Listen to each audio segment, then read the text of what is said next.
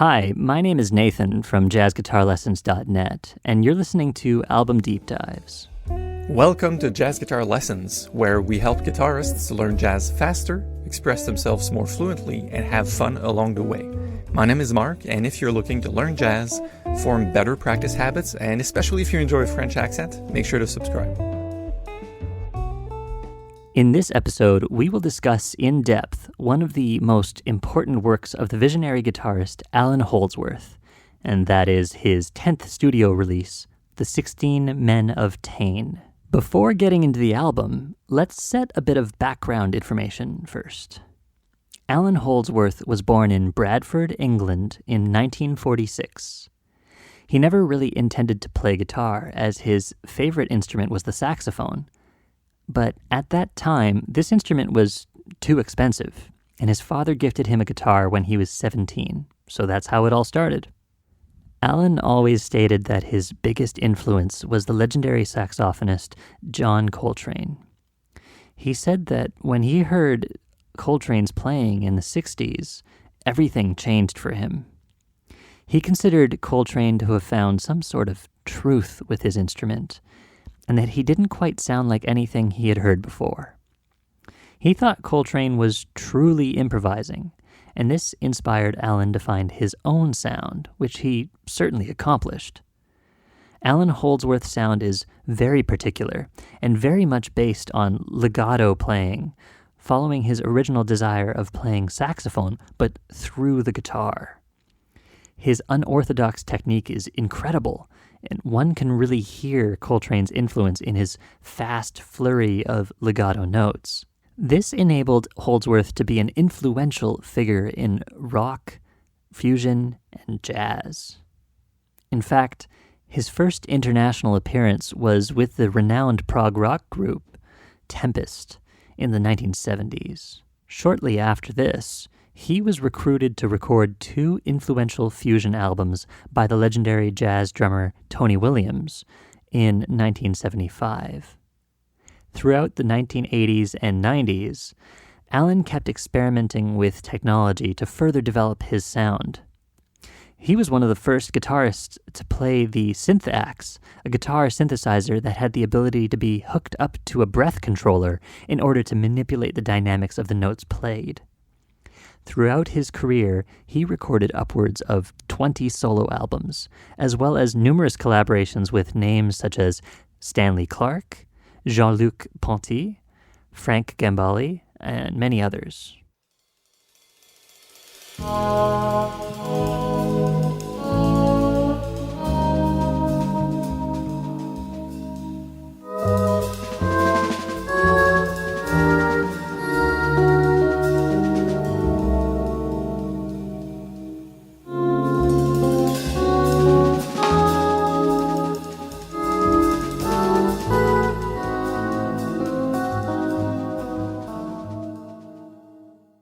As I said before, 16 Men of Tain is Allan's 10th studio album, released under the Gnarly Geezer Records label in the year 2000, and recorded in Allan Holdsworth's home studio, The Brewery, in San Diego.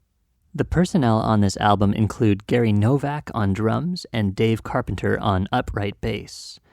This album is special because it was the very first time that Allan recorded with an acoustic rhythm section. Prior to this record, Allan used to record regularly with electric bassists Jimmy Johnson and Skuli Sverrisson. Furthermore, Holdsworth also decided to move away from the more intense drum sounds of his usual drummers Gary Husband and Chad Wackerman, and instead chose Gary Novak, who is a much more jazz-oriented player with a more mellow approach in general. Holdsworth was well aware of this drastic change, and he purposely composed all of the tunes in this album with this very different approach in mind. This resulted in superbly fresh material. What we heard before this introduction to this album was the start of the very first track, 0274.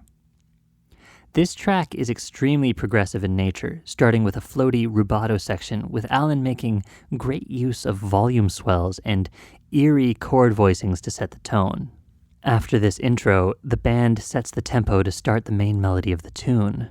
The melody is very much driven by the complex harmony chosen by Allan, and one starts to wonder, how will the band make sense of the chord changes to solo?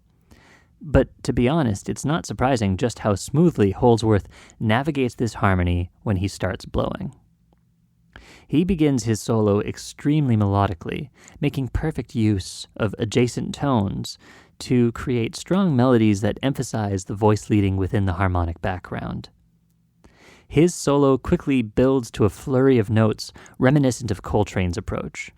We can really appreciate Holdsworth's legato technique here, and, of course, the deep influence that John Coltrane's sound on the saxophone had on Allan.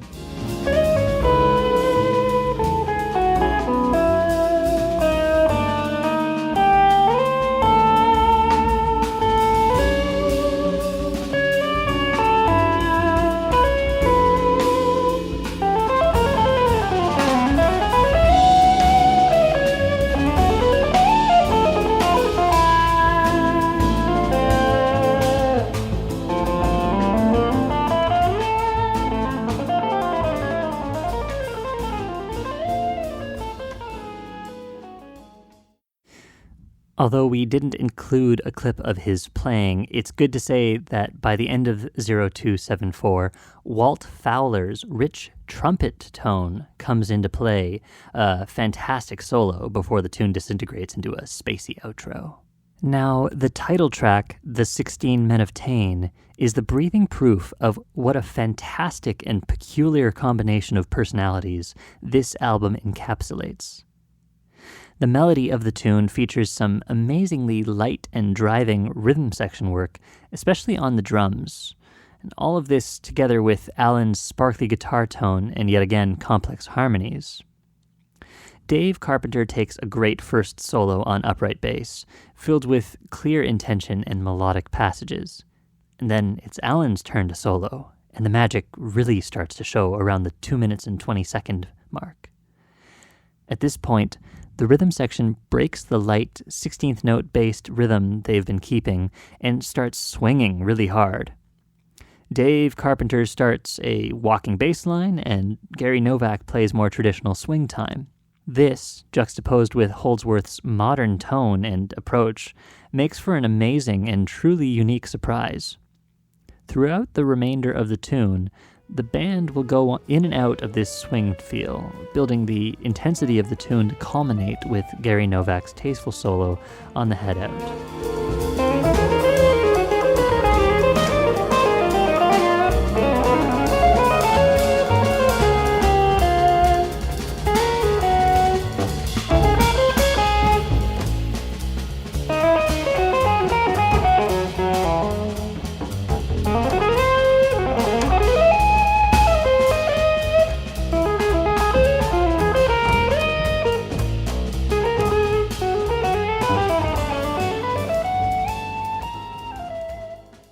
One of the highlights of the album is Holdsworth's tribute to his late colleague, the legendary drummer Tony Williams. This tribute bears the name of The Drums Were Yellow, referring to Tony's signature yellow Gretsch drum kit. This track highlights the amazing interaction that drummer Gary Novak and Allan are capable of achieving. Novak's snare work is breathtaking, accompanying Allan with subtle polyrhythmic grace. Holdsworth and Novak create a thick wall of sound. It's hard to believe that there are only two instruments playing during the entire 6 minutes of this track. And even with this wall of sound, Allan's solo in this track feels so free. He suddenly takes flight, playing an overflow of notes that is, again, very reminiscent of John Coltrane, going in and out of tonality with amazing grace. All of this while Novak follows and supports him with outstanding creativity.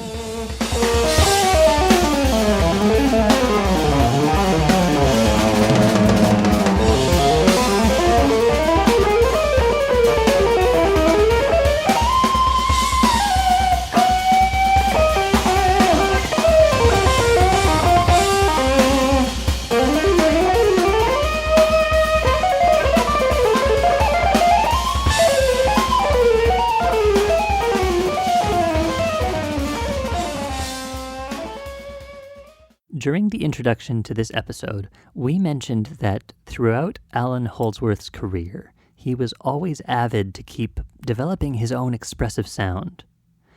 One of the things Holdsworth did in order to do this was to experiment with new technology that was being developed. The sixth track of this album, that is Downside Up, is special for a number of reasons. It is the only track of the album that is not Allan Holdsworth's composition. In fact, it was written by the drummer Chad Wackerman, with whom Allan worked extensively and is a guest artist for this track. But more relevant to our discussion, it features Holdsworth playing the SynthAxe. As mentioned before, this instrument is a MIDI controller that uses the sound-producing characteristics of the guitar to control an electronic synthesizer. Because this synthesizer doesn't produce sound acoustically, the audio signal that is emitted can be manipulated electronically to a great extent. This allowed Allan to phrase melodies in a very different manner, sometimes resembling a saxophone in many ways. Allan Holdsworth was one of the main proponents of this instrument right from the moment it was released in 1985. So by the time The 16 Men of Tain was recorded 15 years later, Allan had developed a great degree of mastery with this instrument. Listen to his phrasing and how the attack and dynamics are much more subtle than with a traditional electric guitar. The notes seem to melt into each other, giving it a more vocal sound, and the way Allan combines his legato technique with the new approach this instrument enables, it's truly unique.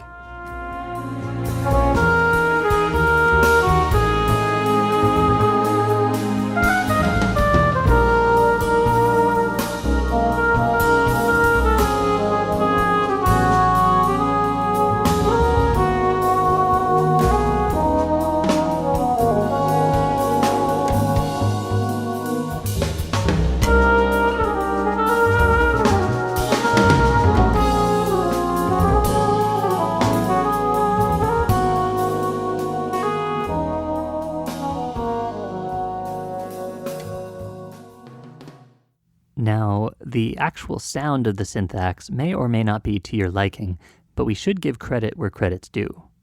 And Allan's expressive use of this tool is pretty amazing. A different example of this can be found in the next tune on this album, Eidolon. On this track, we hear Allan soloing with the SynthAxe, and it is very different from what we just heard. Allan retains his soloing style in the sense that he plays both very melodic passages and long streams of fast notes.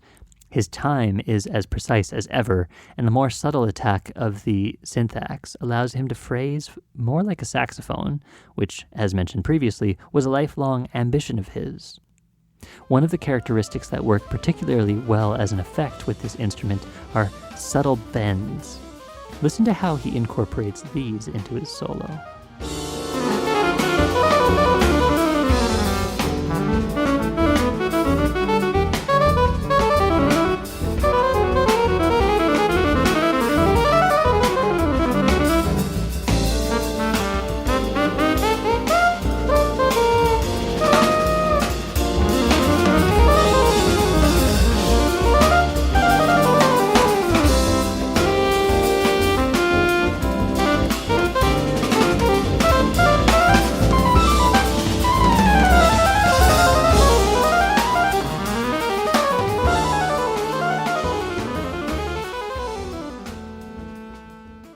If your interest was piqued by Allan Holdsworth's sounds, there is plenty more to explore.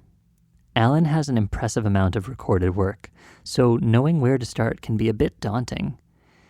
If you want to experience the development of his explorations with sound, I would recommend listening to his work from the late 80s and 90s. Some of his most acclaimed albums from this period include Atavachron, 1986, Sand, 1987, Secrets from 1989, and Hard Hat Area from 1993. I would also recommend you take a listen to None Too Soon from 1996. And this album is the release prior to The 16 Men of Tain, and it's a straight-ahead jazz album. It is pretty interesting and rewarding to listen to Allan play over standards. Thank you for listening to this episode of Album Deep Dives. I hope you enjoyed it. Allan Holdsworth has been one of the most unique and virtuosic guitar voices of the last 50 years, and I hope I was able to convey some of that in this episode. Sadly, Allan passed away recently in 2017, but as we can all see, he is and forever will be present with his strong and innovative musicality with the guitar. Once again, my name is Nathan Kaur, and I've been your host for this episode of Album Deep Dives. You can find other episodes included in your Jazz Guitar Mastery program. Until next time, happy shedding.